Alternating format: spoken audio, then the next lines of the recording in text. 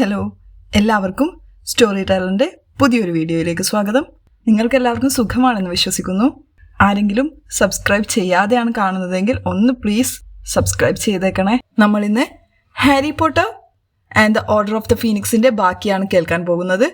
നമ്മൾ പറഞ്ഞു നിർത്തിയത് ഹോഗ്സ്മീഡ് വാരാന്ത്യത്തിൽ Harry Defence Against the Dark Arts പഠിക്കാൻ ആഗ്രഹിക്കുന്ന വിദ്യാർത്ഥികളുമായി കൂടിക്കാഴ്ച നടത്താൻ പോകുന്നിടത്താണ്.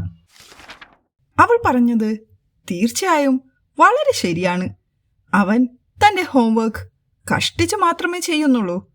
എന്നിരുന്നാലും ഇപ്പോൾ എല്ലാ വൈകുന്നേരവും അംബ്രിഡ്ജിൽ നിന്നുള്ള ഡിറ്റൻഷൻ ഇല്ലാത്തതിനാൽ അവൻ കുറച്ച് ഭേദപ്പെട്ടു. റോൺ തൻ്റെ ഹോംവർക്കിൽ ഹാരിയേക്കാൾ പിന്നിലായിരുന്നു.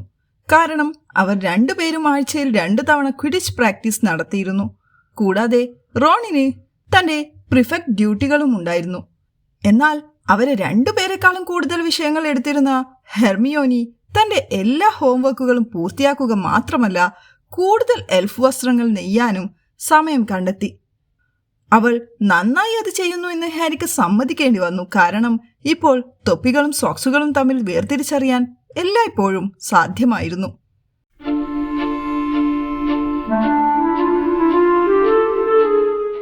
ഹോഗ്സ്മീഡ് സന്ദർശനത്തിന്റെ പ്രഭാതം തെളിഞ്ഞതും എന്നാൽ കാറ്റുള്ളതുമായിരുന്നു. പ്രഭാത ഭക്ഷണത്തിനു ശേഷം അവർ ഫിൽച്ചിന്റെ മുമ്പിൽ ക്യൂ നിന്നു. ഗ്രാമം സന്ദർശിക്കാൻ മാതാപിതാക്കളിൽ നിന്നോ രക്ഷിതാവിൽ നിന്നോ അനുമതി ലഭിച്ച വിദ്യാർത്ഥികളുടെ നീണ്ട പട്ടികയുമായി അയാൾ അവരുടെ പേരുകൾ പൊരുത്തപ്പെടുത്തി. സിറിയസ് ഇല്ലായിരുന്നെങ്കിൽ തനിക്ക് ഒരിക്കലും പോകാൻ കഴിയുമായിരുന്നില്ലെന്ന് ഒരു ചെറിയ വേദനയോടെ ഹാരി ഓർത്തു. ഹാരി ഫിൽച്ചിനടുത്തെത്തിയപ്പോൾ ഹാരിയിൽ നിന്ന് എന്തോ മണം പിടിക്കാൻ ശ്രമിക്കുന്നത് പോലെ കെയർടേക്കർ മൂക്ക് വലിച്ചു. പിന്നെ അയാൾ വല്ലാത്തൊരു നോട്ടം നോക്കി. കവിൾത്തടം വിറപ്പിച്ചു. ഹാരി മുന്നോട്ട് നടന്നു, കൽപ്പടവുകളിലൂടെ തണുത്ത വെളിച്ചമുള്ള ദിവസത്തിലേക്ക്. ഫിൽച്ച് എന്തിനാണ് നിന്നെ മണം പിടിച്ചത്? മൂവരും ഗേറ്റിനടുത്തേക്ക് വേഗത്തിൽ നടന്നു പോകുന്നതിനിടെ റോൺ ചോദിച്ചു. ചാണക ബോംബിന്റെ മണം പിടിച്ചതാകും, ഹാരി ഒരു ചെറുചിരിയോടെ പറഞ്ഞു. ഓ, അത് ഞാൻ നിങ്ങളോട് പറയാൻ മറന്നു. താൻ സിറിയസിന് കത്തയച്ച കഥയും കത്ത് കാണണമെന്ന് ആവശ്യപ്പെട്ട് നിമിഷങ്ങൾക്കുള്ളിൽ ഫിൽച്ച് പ്രത്യക്ഷപ്പെട്ടതും അവൻ വിവരിച്ചു. അതിശയമെന്തെന്നാൽ ഹെർമിയോനിക്ക് ഈ കഥ വളരെ രസകരമായി തോന്നി. വാസ്തവത്തിൽ അവൻ രസിച്ചതിനേക്കാൾ കൂടുതൽ. നീ ഡങ് ബോംബ് ഓർഡർ ചെയ്യുന്നുണ്ടെന്ന് സൂചന ലഭിച്ചിരുന്നു എന്ന് അയാൾ പറഞ്ഞു, അല്ലേ? പക്ഷെ ആരായിരിക്കും അയാൾക്ക് ആ സൂചന നൽകിയത്? എനിക്കറിയില്ല. ഹാരി തോൾ കുലുക്കി. ഒരുപക്ഷെ മാൽഫോയ് ആയിരിക്കും. അവന് ചിരിക്കാൻ. ചിറകുള്ള പന്നികളെ പ്രതിഷ്ഠിച്ച ഉയരമുള്ള കൽത്തൂണുകൾക്കിടയിലൂടെ അവർ നടന്ന് ഗ്രാമത്തിലേക്കുള്ള റോഡിലേക്ക് ഇടത്തേക്ക് തിരിഞ്ഞു.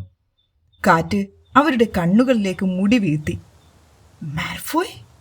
ഹെർമിയോണി സംശയത്തോടെ ചോദിച്ചു. ചിലപ്പോൾ ആയിരിക്കാം. ഹോഗ്സ്മീഡിന്റെ പ്രാന്തപ്രദേശങ്ങൾ വരെ അവൾ ചിന്തയിൽ മുഴുകി. നമ്മൾ എവിടേക്കാ പോകുന്നത്? ഹാരി ചോദിച്ചു. ദ 3 ബ്രൂംസ്റ്റിക്കിലേക്കാണോ? ഓ അല്ല, ഹെർമിയോനി തൻ്റെ ധ്യാനത്തിൽ നിന്ന് പുറത്തു വന്നുകൊണ്ട് പറഞ്ഞു. അവിടെ എപ്പോഴും തിക്കും തിരക്കുമാണ്. ഞാൻ മറ്റുള്ളവരോട് ഹോഗ്സ് ഹെഡിൽ കാണാമെന്നാണ് പറഞ്ഞത്. ആ മറ്റേ പബ് നിങ്ങൾക്കറിയാം, അത് പ്രധാന റോഡിലല്ല, നിലവാരമില്ലാത്തതാണ്. പക്ഷേ വിദ്യാർത്ഥികൾ സാധാരണയായി അവിടെ പോകാറില്ല. അതിനാൽ നമ്മൾ ചെയ്യുന്നതാരും അറിയാനും പോകുന്നില്ല. സോങ്കോസ് വിസാർഡിംഗ് ജോക്ക് ഷോപ്പ് കടന്ന് അവർ പ്രധാന തെരുവിലൂടെ നടന്നു. അവിടെ ഫ്രെഡ്, ജോർജ്, ലീ ജോർദാൻ എന്നിവരെ കണ്ടതിൽ അവർ അത്ഭുതപ്പെട്ടില്ല. പോസ്റ്റ് ഓഫീസ് കടന്നു. അവിടെ നിന്ന് മൂങ്ങകൾ കൃത്യമായ ഇടവേളകളിൽ പോസ്റ്റുകൾ അയക്കുന്നുണ്ടായിരുന്നു. ഒരു ഇടവഴിയിലേക്ക് അവർ തിരിഞ്ഞു. അവിടെ മുകളിൽ ഒരു ചെറിയ സത്രം ഉണ്ടായിരുന്നു. വാതിലിനുമേൽ തുരുമ്പിച്ച ബ്രാക്കറ്റിൽ തൂങ്ങിക്കിടക്കുന്ന ഒരു തകരാർ സംഭവിച്ച മരപ്പലക. അതിനു മുകളിൽ ഒരു കാട്ടുപന്നിയുടെ ഛേദിക്കപ്പെട്ട തലയുടെ ചിത്രം. ചുറ്റുമുള്ള വെളുത്ത തുണിയിൽ രക്തം ഒലിച്ചിറങ്ങുന്നു. അവർ അടുത്തേക്ക് വരുമ്പോൾ ആ സൈൻ ബോർഡ് കാറ്റിലാടി ക്രീക്ക് ശബ്ദം പുറപ്പെടുവിച്ചു. അവർ 3 പേരും വാതിലിന് പുറത്ത് മടിച്ചു നിന്നു. ശരി, വാ, ഹെർമിയോനി അല്പം പരിഭ്രമത്തോടെ വിളിച്ചു. ഹാരി മുന്നിൽ നടന്നു. 3 ബ്രൂംസ്റ്റിക്സിന്റെ വലിയ ബാർ ഊഷ്മളതയും വൃത്തിയുമുണ്ടെന്ന ഒരു പ്രതീതി നൽകിയിരുന്നു. ഹോഗ്സ്ഹെഡ് ബാർ ആകട്ടെ ഒരു ചെറിയ മുഷിഞ്ഞ വളരെ വൃത്തികെട്ട മുറിയിൽ ഒതുങ്ങി. അവിടെ ആടുകളുടെ രൂക്ഷഗന്ധം നിറഞ്ഞിരുന്നു. ബേ വിൻഡോസിൽ അഴുക്കുകൾ കാണാം. പകൽ വെളിച്ചം വളരെ കുറവായിരുന്നു. പകരം പരുക്കൻ മരമേശകളിൽ ഇരിക്കുന്ന മെഴുകുതിരികളുടെ കുറ്റികൾ കത്തിച്ചിട്ടുണ്ട്. ഒറ്റ നോട്ടത്തിൽ തറ അമർത്തിയ മണ്ണാണെന്ന് തോന്നി. പക്ഷേ അതിലേക്ക് കാലെടുത്തു വച്ചപ്പോൾ നൂറ്റാണ്ടുകളായി അടിഞ്ഞുകൂടിയ മാലിന്യത്തിന് താഴെ ഒരു കല്ലുണ്ടെന്ന് ഹാരിക്ക് മനസ്സിലായി. ആദ്യ വർഷത്തിൽ ഹാഗ്രിഡ് ഈ പബ്ബിനെ കുറിച്ച് പരാമർശിച്ചത് ഹാരി ഓർത്തു. ഹോഗ്സ്ഹെഡിൽ ഒരുപാട് തമാശക്കാരെ കാണാം. അവിടെ നിന്ന് ഒരു ശിരോവസ്ത്രം ധരിച്ച അപരിചിതനിൽ നിന്ന് ഡ്രാഗൺ മുട്ട എങ്ങനെ നേടിയെന്ന് വിശദീകരിച്ചുകൊണ്ട് അദ്ദേഹം പറഞ്ഞിരുന്നു. ആ സമയത്ത് അവരുടെ കളിയിലുടനീളം അപരിചിതൻ മുഖം മറച്ചുവെച്ചത് എന്തുകൊണ്ടാണ് ഹാഗ്രിഡ് കാണാത്തതെന്ന് ഹാരിക്ക് വിചിത്രമായി തോന്നിയിരുന്നു. എന്നാൽ ഇപ്പോഴാണ് മുഖം മറച്ചുവെക്കുന്നത് ഹോഗ്സ്ഹെഡിന്റെ ഒരു ഫാഷനാണെന്ന് അവന് മനസ്സിലായത്. ബാറിൽ ഒരു മനുഷ്യനുണ്ടായിരുന്നു. അവന്റെ തല മുഴുവൻ വൃത്തികെട്ട ചാരനിറത്തിലുള്ള ബാൻഡേജുകളിൽ പൊതിഞ്ഞിരുന്നു. അയാൾ വായിലെ ഒരു വിടവിലൂടെ പുകയുന്ന എന്തോ ഒന്ന് കഴിച്ചുകൊണ്ടിരുന്നു. ഹുഡ്സ് ധരിച്ച 2 രൂപങ്ങൾ ജനാലക്കടുത്ത് ഒരു മേശയിലിരുന്നു. അവർ ശക്തമായ യോർക്ക്ഷയർ ഉച്ചാരണത്തിൽ സംസാരിച്ചിരുന്നില്ലെങ്കിൽ ഹാരി അവരെ ഡിമെൻഡറുകളാണെന്ന് തെറ്റിദ്ധരിച്ചേനെ. നെരിപ്പോടിനടുത്തുള്ള ഒരു മൂലയിൽ കാൽവിരലുകൾ വരെ മൂടിയ കട്ടിയുള്ളതും കറുത്തതുമായ മൂടുപടം ധരിച്ച ഒരു മന്ത്രവാദിനി ഇരിക്കുന്നു. അവരുടെ മൂക്കിന്റെ അഗ്രം മാത്രമേ അവർക്ക് കാണാൻ കഴിഞ്ഞുള്ളൂ. കാരണം അവിടെ മാത്രം മൂടുപടം ചെറുതായി പുറത്തേക്ക് തള്ളി നിൽക്കുന്നുണ്ട്. എനിക്ക് മനസ്സിലാകുന്നില്ല ഹെർമിയോണി. അവർ ബാറിലേക്ക് കടക്കുമ്പോൾ ഹാരി മന്ത്രിച്ചു. അവൻ മൂടുപടം ധരിച്ച ആ മന്ത്രവാദിനിയെ നോക്കുകയായിരുന്നു. അതിനടിയിൽ ഇനി അംബ്രിഡ്ജ് ആയിരിക്കുമോ? ആ രൂപത്തിന് നേരെ ഹെർമിയോണി ഒരു വിലയിരുത്തൽ നോട്ടം എറിഞ്ഞു. അംബ്രിഡ്ജ് ഈ സ്ത്രീയേക്കാൾ ഉയരം കുറഞ്ഞതാണ്, അവൾ താഴ്ന്ന സ്വരത്തിൽ പറഞ്ഞു. പിന്നെ അംബ്രിഡ്ജ് ഇവിടെ വന്നാലും അവൾക്ക് നമ്മളെ തടയാനൊന്നും കഴിയില്ല. കാരണം ഹാരി, ഞാൻ സ്കൂൾ നിയമങ്ങൾ 2-3 തവണ പരിശോധിച്ചു. നമ്മൾ പരിധിക്ക് പുറത്ത് പോകുന്നില്ല. വിദ്യാർത്ഥികൾക്ക് ഹോഗ്സ്ഹെഡിൽ വരാൻ അനുവാദമുണ്ടോ എന്ന് ഞാൻ പ്രൊഫസർ ഫ്ലിറ്റ്വിക്കിനോട് പ്രത്യേകം ചോദിച്ചു. അദ്ദേഹം അതേ എന്നാണ് പറഞ്ഞത്. പക്ഷേ സ്വന്തമായി ഗ്ലാസ് കൊണ്ടുപോകണമെന്ന് അദ്ദേഹം എന്നെ ശക്തമായി ഉപദേശിച്ചു. പഠന ഗ്രൂപ്പുകളെയും ഹോംവർക്ക് ഗ്രൂപ്പുകളെയും കുറിച്ച് എനിക്ക് തോന്നുന്നതെല്ലാം ഞാൻ പരിശോധിച്ചു. ഇതെല്ലാം തീർച്ചയായും അനുവദനീയമാണ്. നമ്മൾ ചെയ്യുന്നതിനെക്കുറിച്ച് മറ്റുള്ളവർ അറിയുന്നതിനോട് മാത്രമേ എനിക്ക് വിയോജിപ്പുള്ളൂ. അല്ല, ഹാരി വരണ്ട സ്വരത്തിൽ പറഞ്ഞു. കാരണം നമ്മൾ പ്ലാൻ ചെയ്യുന്നത് ഒരു ഹോംവർക്ക് ഗ്രൂപ്പ് അല്ലല്ലോ. ബാർമാൻ പിറകിലെ മുറിയിൽ നിന്ന് അവരുടെ അടുത്തേക്ക് ഓടി വന്നു. അയാൾ നീണ്ട നരച്ച മുടിയും താടിയുമുള്ള ദേഷ്യക്കാരനായ ഒരു വൃദ്ധനായിരുന്നു. ഉയരമുള്ള മെലിഞ്ഞ ഒരു മനുഷ്യൻ. ഹാരിക്ക് അയാളെ പരിചിതനായി തോന്നി. എന്താ? അയാൾ പിറുപിറുത്തു. 3 ബട്ടർ ബിയർ പ്ലീസ്, ഹെർമിയോണി പറഞ്ഞു. ആ മനുഷ്യൻ കൗണ്ടറിന് താഴെ കൈനീട്ടി വളരെ പൊടി പിടിച്ചതും വളരെ വൃത്തികെട്ടതുമായ 3 കുപ്പികൾ പുറത്തെടുത്ത് ബാറിൽ ഇടിച്ചു. 6 സിഗരറ്റ്സ്, അയാൾ പറഞ്ഞു. ഞാൻ കൊടുക്കാം. ഹാരി വെള്ളി നാണയങ്ങളിലൂടെ കൈയോടിച്ചു. ബാർമാന്റെ കണ്ണുകൾ ഹാരിയുടെ മേൽ പാഞ്ഞു. ഒരു നിമിഷം കണ്ണ് അവന്റെ മുറിവിൽ പതിഞ്ഞു. പിന്നെ അയാൾ തിരിഞ്ഞു നിന്ന് ഹാരിയുടെ പണം ഒരു പുരാതന മരത്തടിയിലേക്ക് നിക്ഷേപിച്ചു. അതിൻ്റെ ഡ്രോയർ യാന്ത്രികമായി തുറന്ന് അത് സ്വീകരിച്ചു. ഹാരിയും റോണും ഹെർമിയോണിയും ബാറിൽ നിന്ന് ഏറ്റവും പിറകിലുള്ള മേശയിലേക്ക് നീങ്ങി ചുറ്റും നോക്കിയിരുന്നു. വൃത്തികെട്ട ചാരനിറത്തിലുള്ള ബാൻഡേജുകൾ ധരിച്ച മനുഷ്യൻ തന്റെ മുട്ടുകൾ ഉപയോഗിച്ച് കൗണ്ടറിൽ തട്ടി ബാർമാനിൽ നിന്നും മറ്റൊരു പുകയില പാനീയം വാങ്ങി. നോക്ക്, ബാറിലേക്ക് ആവേശത്തോടെ നോക്കി റോൺ പിറുപിറുത്തു. നമുക്ക് ഇവിടെ ഇഷ്ടമുള്ളത് എന്തും ഓർഡർ ചെയ്യാം. ആ മനുഷ്യൻ നമുക്ക് എന്തും വിൽക്കും, എനിക്കുറപ്പാ. അയാൾക്കതൊന്നും ഒരു പ്രശ്നമേ അല്ല. ഫയർ വിസ്കി പരീക്ഷിച്ചു നോക്കണമെന്ന് എനിക്ക് എപ്പോഴും ആഗ്രഹമുണ്ടായിരുന്നു. നീ ഒരു പ്രിഫെക്റ്റാണ്, ഹെർമിയോണി പുച്ഛത്തോടെ പറഞ്ഞു. ഓ, റോണിന്റെ മുഖത്തെ പുഞ്ചിരി മാഞ്ഞു. അതെ, അപ്പോൾ നമ്മളെ കാണാൻ ആര് വരുമെന്നാ നീ പറഞ്ഞത്? ഹാരി തന്റെ ബട്ടർ ബിയറിന്റെ തുരുമ്പിച്ച മുകൾ ഭാഗം തുറന്ന് ഒരു കവിൾ എടുത്തു ചോദിച്ചു. കുറച്ചുപേർ വരും. ഹെർമിയോണി വാച്ച് നോക്കി ആവർത്തിച്ച് വാതിലിലേക്ക് ആകാംക്ഷയോടെ നോക്കിയിരുന്നു. ഞാൻ അവരോട് ഇവിടെ വരാനാ പറഞ്ഞത്. ഇതെവിടെയാണെന്ന് അവർക്കെല്ലാം അറിയാമെന്ന് എനിക്ക് ഉറപ്പുണ്ട്. ഓ നോക്ക്, ഇതവരായിരിക്കും. പബ്ബിന്റെ വാതിൽ തുറന്നു. പൊടിപടലങ്ങൾ നിറഞ്ഞ സൂര്യപ്രകാശത്തിന്റെ കട്ടിയുള്ള ഒരു വര ഒരു നിമിഷം മുറിയെ രണ്ടായി പിളർത്തി. പിന്നാലെ ഒരു കൂട്ടം ആളുകളുടെ വരവോടെ അത് മറഞ്ഞു. ആദ്യം നെവിലിനൊപ്പം ഡീനും ലാവൻഡറും, പിറകെ പാർവതി പട്ടീലും പാത്മ പട്ടീലും, കൂടെ ചോയും അവളുടെ ചിരിച്ചുകൊണ്ടിരിക്കുന്ന കൂട്ടുകാരികളിൽ ഒരാളും. ഹാരിയുടെ ഹൃദയമിടിപ്പ് കൂടി.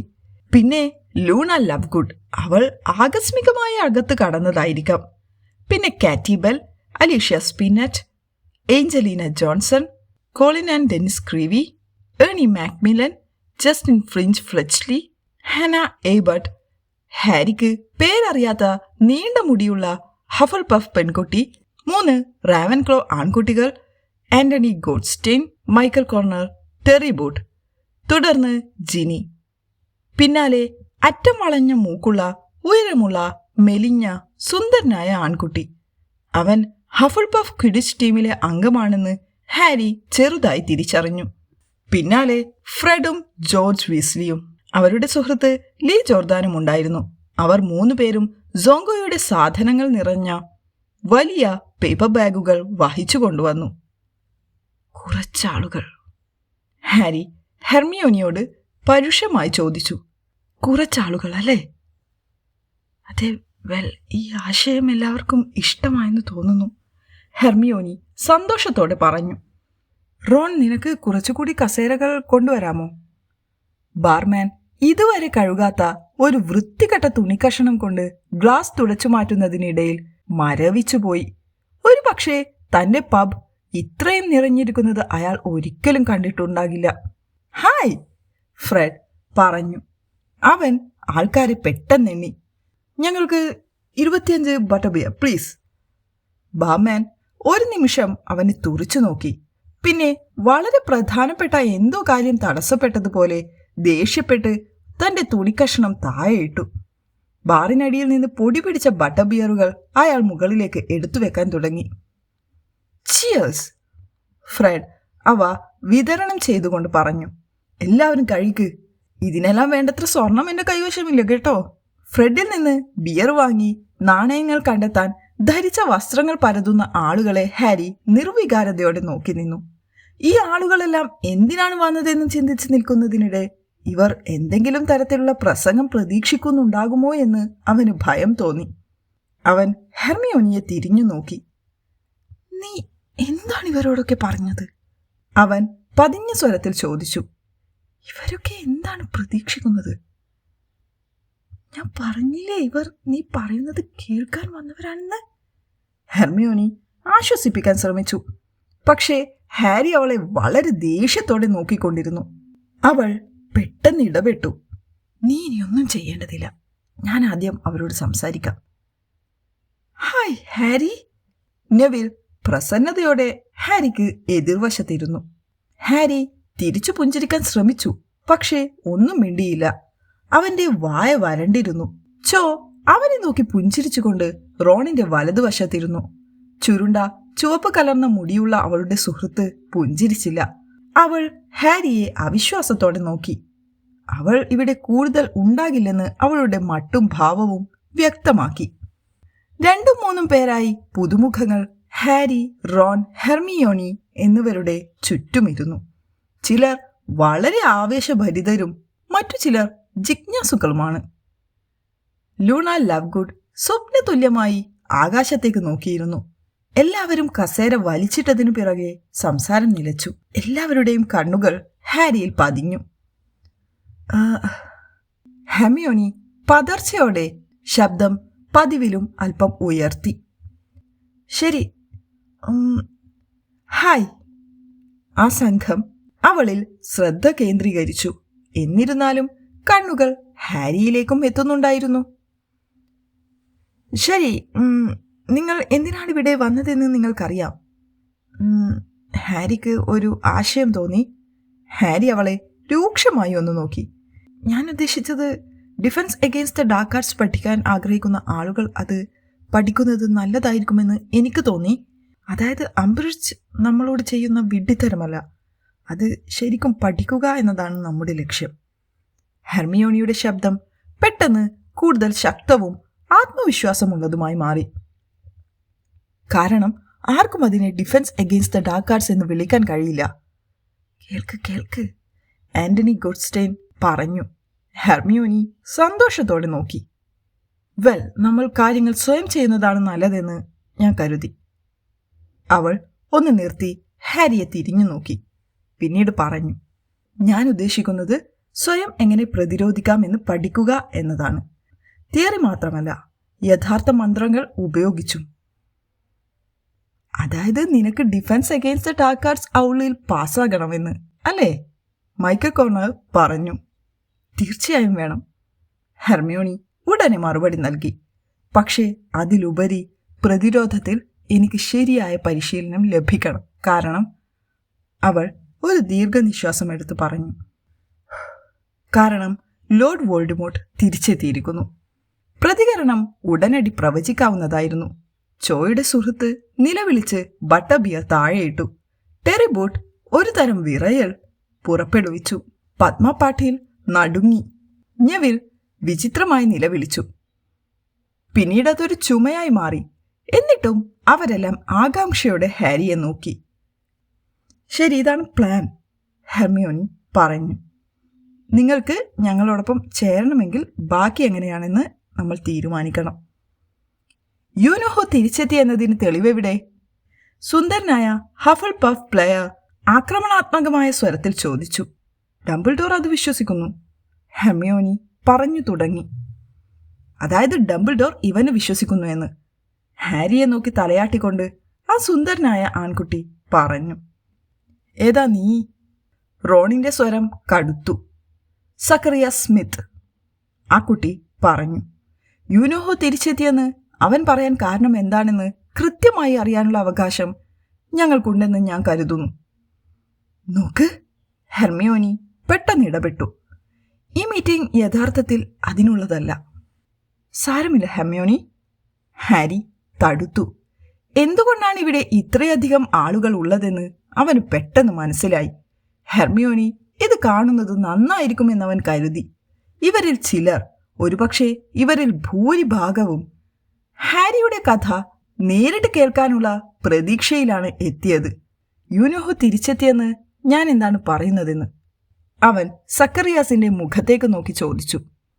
ഞാൻ അവനെ കണ്ടതുകൊണ്ട്. പിന്നെ ഡംബിൾഡോർ കഴിഞ്ഞ വർഷം എന്താണ് സംഭവിച്ചതെന്ന് മുഴുവൻ സ്കൂളിനോട് പറഞ്ഞിരുന്നു. നിങ്ങൾ അദ്ദേഹത്തെ വിശ്വസിക്കുന്നില്ലെങ്കിൽ എന്നെയും വിശ്വസിക്കില്ല.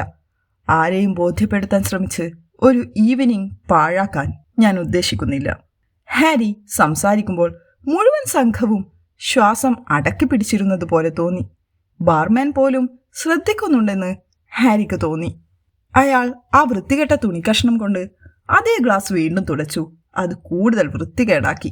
സക്കറിയാസ് നിസ്സാരമായി പറഞ്ഞു. ഡംബിൾഡോർ കഴിഞ്ഞ വർഷം ഞങ്ങളോട് പറഞ്ഞത് സെഡ്രിക് ഡിഗറിയെ യൂനോഹു കൊന്നുവെന്നും നീ ഡിഗറിയുടെ മൃതദേഹം ഹോഗ്വാർട്സിലേക്ക് തിരികെ കൊണ്ടുവന്നു എന്നുമാണ്. അദ്ദേഹം ഞങ്ങൾക്ക് വിശദാംശങ്ങൾ നൽകിയിട്ടില്ല.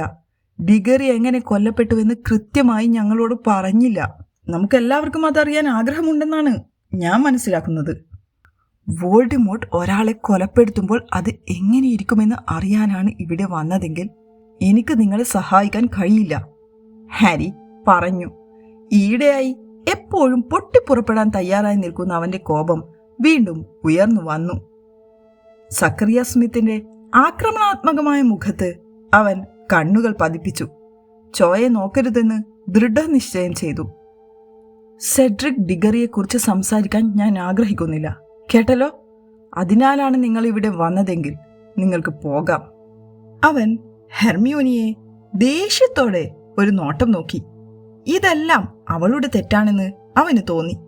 അവനെ ഒരു വട്ടനായി കാണിക്കാൻ അവൾ തീരുമാനിച്ചു. തീർച്ചയായും എല്ലാവരും അവന്റെ കഥ എത്ര മോശമാണെന്ന് അറിയാൻ വന്നവരാണ്. പക്ഷേ അവരിൽ ആരും സീറ്റിൽ നിന്ന് എഴുന്നേറ്റില്ല, സക്കറിയാസ് സ്മിത്ത് പോലും. അവൻ ഹാരിയെ ഉറ്റുനോക്കിക്കൊണ്ടിരുന്നു. അപ്പോൾ ഹെർമിയോണിയുടെ ശബ്ദം വളരെ ഉയർന്നു. അപ്പോൾ ഞാൻ പറഞ്ഞതുപോലെ നിങ്ങൾക്ക് പ്രതിരോധം പഠിക്കണമെങ്കിൽ നമ്മൾ അത് എങ്ങനെ ചെയ്യണം, എത്ര തവണ കണ്ടുമുട്ടണം, എവിടെ പോകണം എന്നൊക്കെ നമ്മൾ ആലോചിക്കേണ്ടതുണ്ട്. അത് സത്യമാണോ? നീണ്ട മെടഞ്ഞിട്ട മുടിയുള്ള പെൺകുട്ടി ഹെർമിയോണിയെ തടസ്സപ്പെടുത്തി. അവൾ ഹാരിയെ നോക്കി. നിനക്കൊരു പെട്രോണസിനെ ഉണ്ടാക്കാൻ കഴിയുമോ? സംഘത്തിൽ നിന്ന് താൽപര്യത്തിന്റെ ഒരു മുറുമുറുപ്പ് ഉയർന്നു. അതെ, ഹാരി അല്പം പരിഭവത്തോടെ പറഞ്ഞു. ഒരു മൂർത്തിമത്തായ പെട്രോണസ്? ആ വാചകം ഹാരിയുടെ ഓർമ്മയിൽ എന്തോ ഒന്ന് ഉണർത്തി. നിങ്ങൾ മാഡം ബോൺസിനെ അറിയുമോ? അവൻ ചോദിച്ചു. പെൺകുട്ടി പുഞ്ചിരിച്ചു. അതെൻ്റെ ആൻറ്റിയാണ്. ഞാൻ സൂസൻ ബോൺസ്. അവരെന്നോട് നിന്റെ ഹിയറിങ്ങിനെ കുറിച്ച് പറഞ്ഞിരുന്നു. അപ്പോൾ അത് ശരിക്കും സത്യമാണോ? നീ ഒരു മാനിൻ്റെ പെട്രോണസ് ഉണ്ടാക്കുമോ? ഹാ, ഹാരി സമ്മതിച്ചു.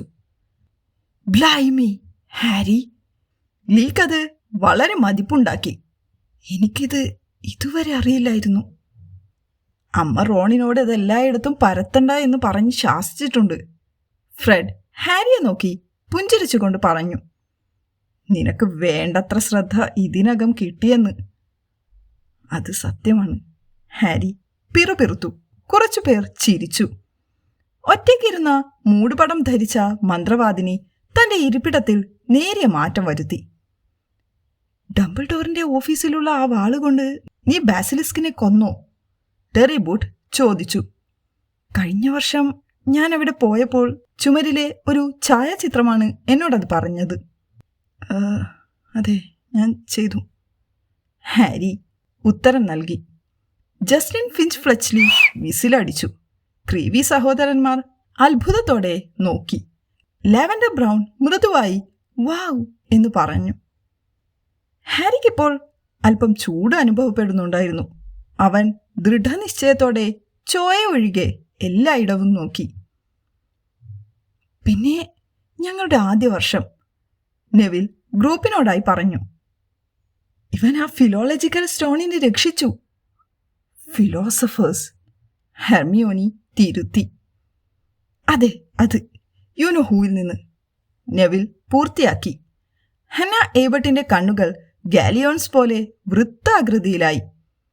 അത് പ്രത്യേകം പറയേണ്ടതില്ലല്ലോ, ചോ പറഞ്ഞു. ഹാരിയുടെ കണ്ണുകൾ അവളുമായി ഇടഞ്ഞു. അവൾ അവനെ നോക്കി പുഞ്ചിരിച്ചു. അവന്റെ വയറ് വീണ്ടും അസ്വസ്ഥമായി.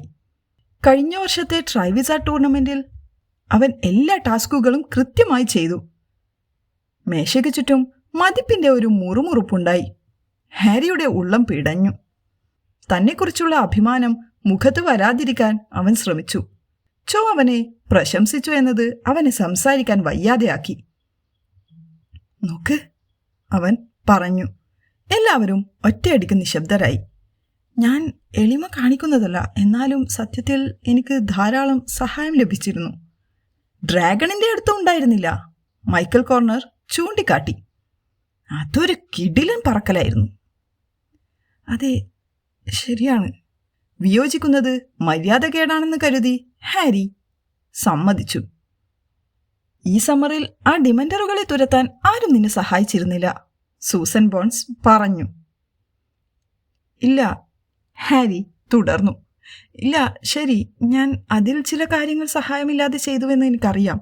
പക്ഷേ ഞാൻ പറയാൻ ശ്രമിക്കുന്ന കാര്യം, ഇതൊക്കെ ഞങ്ങളെ കാണിക്കാതെ ഒഴിഞ്ഞു മാറാനാണോ നീ ശ്രമിക്കുന്നത്? സക്കറിയ സ്മിത്ത് ചോദിച്ചു. നമുക്കൊരു കാര്യം ചെയ്യാം, ഹാരി സംസാരിക്കാൻ തുടങ്ങുന്നതിന് മുമ്പ് റോൺ ഉറക്കെ പറഞ്ഞു. ആ വായ കുറച്ചു നേരം അടച്ചു പിടിക്കാം, എന്താ? സക്കറിയാസിനിത് മുഷിച്ചിലായി. ശരി, നമ്മളെല്ലാവരും ഇവനിൽ നിന്ന് പഠിക്കാനാണ് വന്നത്. ഇപ്പോൾ ഇവൻ പറയുന്നു ഇവൻ ഇതൊന്നും ചെയ്യാൻ കഴിയില്ല എന്ന്. സക്കറിയാസ് പറഞ്ഞു. അതല്ലല്ലോ അവൻ പറഞ്ഞത്, ഫ്രെഡ് പുച്ഛിച്ചു. നിന്റെ ചെവി വൃത്തിയാക്കി തരണോ? സോങ്കോയുടെ ബാഗുകളിൽ ഒന്നിൽ നിന്ന് നീളമുള്ളതും മാരകമായി തോന്നിക്കുന്നതുമായ ഒരു ലോഹ ഉപകരണം പുറത്തെടുത്ത് ജോർജ് ചോദിച്ചു. ശരീരത്തിൽ എവിടെ വൃത്തിയാക്കാനും ഞങ്ങൾക്ക് മടിയില്ല, ഫ്രെഡ് കൂട്ടിച്ചേർത്തു. ശരി ശരി, ഹെർമിയോണി തിടുക്കപ്പെട്ടു. കാര്യം ഇത്രയുള്ളൂ. ഹാരിയിൽ നിന്ന് പാഠങ്ങൾ പഠിക്കാൻ നിങ്ങൾക്ക് സമ്മതമാണോ? പൊതുവായ സമ്മതത്തിന്റെ ഒരു മുറുമുറുപ്പ്. സക്കറിയാസ് കൈകെട്ടി ഒന്നും മിണ്ടാതെയിരുന്നു. ഒരുപക്ഷെ ഫ്രെഡിന്റെ കയ്യിലുള്ള ഉപകരണത്തിൽ ശ്രദ്ധ കേന്ദ്രീകരിക്കുന്ന തിരക്കിലായിരുന്നത് കൊണ്ടാകാം ഇത്. ശരി, എന്തോ ഒടുവിൽ തീരുമാനമായതിന്റെ ആശ്വാസത്തോടെ ഹെർമിയോണി പറഞ്ഞു. അപ്പോൾ അടുത്ത ചോദ്യം നമ്മൾക്കിത് എപ്പോഴൊക്കെ ചെയ്യാമെന്നതാണ്. ആഴ്ചയിൽ ഒരു തവണയെങ്കിലും കുറഞ്ഞത് വേണം. ഒരു നിമിഷം, ഏഞ്ചലീന പറഞ്ഞു. ഇത് ഞങ്ങളുടെ ക്വിഡിച്ച് പരിശീലനവുമായി കൂട്ടിമുട്ടരുത്. അതെ, ചോയും അനുകൂലിച്ചു. ഞങ്ങളുടേതും സക്കറിയ സ്മിത്തും വിട്ടില്ല. എല്ലാവർക്കും അനുയോജ്യമായ ഒരു രാത്രി നമുക്ക് കിട്ടും, എനിക്ക് ഉറപ്പുണ്ട്. ഹെർമിയോണി അല്പം അക്ഷമയായി. പക്ഷെ അറിയാമല്ലോ, ഇതും വളരെ പ്രധാനമാണ്. നമ്മൾ വോൾഡിമോർട്ടിന്റെ ഡെത്ത് ഈറ്റേഴ്സിനെ സ്വയം പ്രതിരോധിക്കാൻ പഠിക്കുന്നതിനെ കുറിച്ചാണ് ഇവിടെ സംസാരിക്കുന്നത്. ശരിയാണ്, ഏണി മാക്മില്ലൻ ശബ്ദമുയർത്തി. ഇതിന് വളരെ മുമ്പ് തന്നെ ഏണി സംസാരിക്കുമെന്ന് ഹാരി പ്രതീക്ഷിച്ചിരുന്നു. വ്യക്തിപരമായി ഇത് ശരിക്കും പ്രധാനമാണെന്ന് ഞാൻ കരുതുന്നു. ഈ വർഷം നമ്മൾ ചെയ്യുന്ന മറ്റെന്തിനേക്കാളും പ്രധാനം. നമ്മുടെ ഔളുകൾ വരുമ്പോഴും. ആളുകൾ എന്തെങ്കിലും പ്രതികരിക്കാൻ കാത്തിരിക്കുന്നത് പോലെ അവൻ ചുറ്റും അത്ഭുതത്തോടെ നോക്കി. ആരും ഒന്നും മിണ്ടിയില്ല. അവൻ തുടർന്നു. ഈ നിർണായക സമയത്ത് മന്ത്രാലയം എന്തിനാണ് ഇത്ര ഉപയോഗശൂന്യയായ ഒരു ടീച്ചറെ നമ്മുടെ മേൽ ചുമത്തിയതെന്ന് എനിക്ക് വ്യക്തിപരമായി മനസ്സിലാകുന്നില്ല. തീർച്ചയായും യുനോഹുവിന്റെ തിരിച്ചുവരവിനെ നിഷേധിച്ചിരിക്കുന്നു. എന്നിട്ട് പകരം പ്രതിരോധ മന്ത്രങ്ങൾ പ്രയോഗിക്കുന്നതിൽ നിന്ന് നമ്മെ സജീവമായി തടയാൻ ശ്രമിക്കുന്ന ഒരു അധ്യാപകയെ നമുക്ക് നൽകിയിരിക്കുന്നു. Defence Against the Dark arts പരിശീലനം നമുക്ക് നൽകരുതെന്ന് അംബ്രിഡ്ജ് ആഗ്രഹിക്കുന്നതിന്റെ കാരണം ഡംബിൾഡോറിന് സ്കൂളിലെ വിദ്യാർത്ഥികളെ ഒരു സ്വകാര്യ സൈന്യമായി ഉപയോഗിക്കാൻ കഴിയുമെന്ന് കരുതുന്നതിന്റെ ഭാഗമായാണ്, ഹെർമിയോണി പറഞ്ഞു. മന്ത്രാലയത്തിനെതിരെ അദ്ദേഹം നമ്മളെ അണിനിരത്തുമെന്ന് അവൾ കരുതുന്നു. ഈ വാർത്ത കേട്ട് എല്ലാവരും സ്തബ്ധരായി നോക്കി, ലൂണ ലവ്ഗുഡ് ഒഴികെ. അപ്പോൾ നമുക്ക് ഈ ചാപ്റ്ററിന്റെ ബാക്കിയുമായി ഉടനെ വരാം. അതുവരെ നിങ്ങളെല്ലാവരും take care, stay healthy, stay safe. Thank you.